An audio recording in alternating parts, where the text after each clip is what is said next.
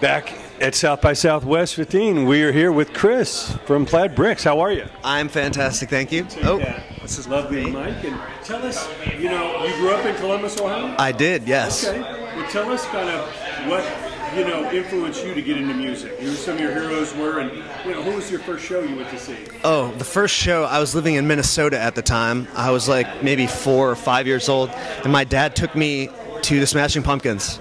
So, yeah, at Target Center in Minneapolis. That's a big one. Yeah, so that was fun. I still have the ticket stub. Is that right? Yeah. So what did you leave changed after that event? I'm not really sure. I guess I just always liked guitar or rock music with distorted guitar. So that kind of took me down into like the Nirvana path. And then I got really into Nirvana and then pop punk. That's amazing. So now, how did the band come together, and what kind of scene, is happening in Columbus? Well, we started as a pop punk band in high school, actually. And then I went away to college, and then when I came back, we kind of formed the band again with a new sound. So that's great. How did the band members come together, and what was that common thread? Our common thread was Blink-182, actually. We all really loved Blink-182, the band. And then we started off playing covers by them back in high school. Okay. And describe Columbus and the music scene there for those that aren't familiar, because you're obviously right in between that route there of Cleveland and Indianapolis and Pittsburgh and Cincinnati. What is Columbus like musically? Columbus has a huge indie music scene, which I didn't even know about till I moved back after college. And there are just a ton of great bands there right now, and like 21 Pilots just came out of there, if you know of them. They're pretty big right now. And just a ton of other like electro synth poppy stuff. So that's a lot of that coming out of there right now. Well, we understand you guys played at the Fashion Meets Music Festival in Columbus. Tell us about that. I'm not familiar with that. Well, it was the first year that they put it on, and they closed the entire downtown area of downtown Columbus. And they had a big block party. Yeah, huge. Stages. Yeah. And then there's like a nightclub portion at night where all the bar, kind of like how all the bars around here get taken over for South by Southwest. Yeah. So it's really a lot of fun. All genres. Yeah.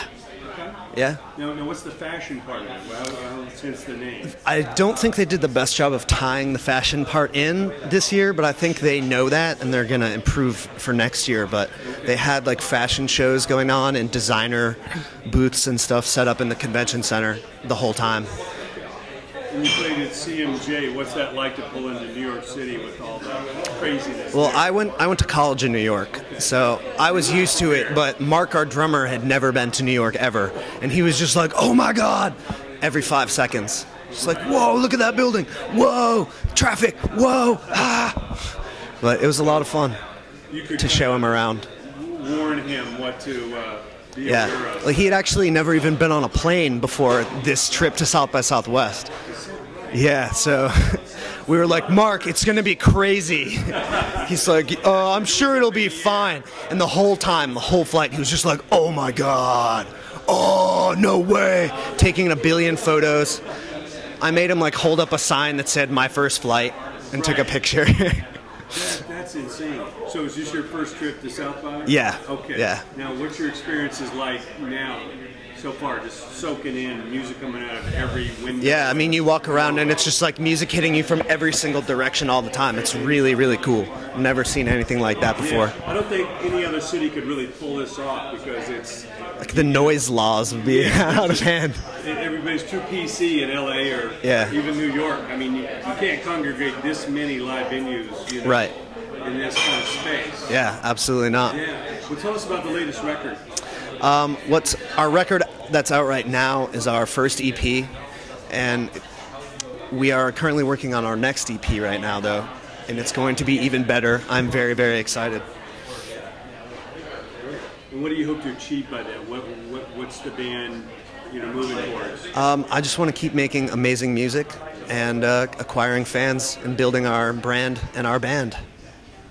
Okay, great. And all that you've seen so far, what kind of advice do you have for these up-and-coming bands as far as touring or making, you know, unique music or finding your own way in this crazy business? Never stop trying to get better. You're never as good as you could be, ever. And when you stop, when you think that you finally become the best you can be, that's when you will fail. if you don't stop trying to improve and change and adapt. And also, number 2 would be persistence and perseverance. Beautiful. Well, thanks so much for coming out. Appreciate it. Hey, look forward to thanks seeing for you on having the me. road. Absolutely.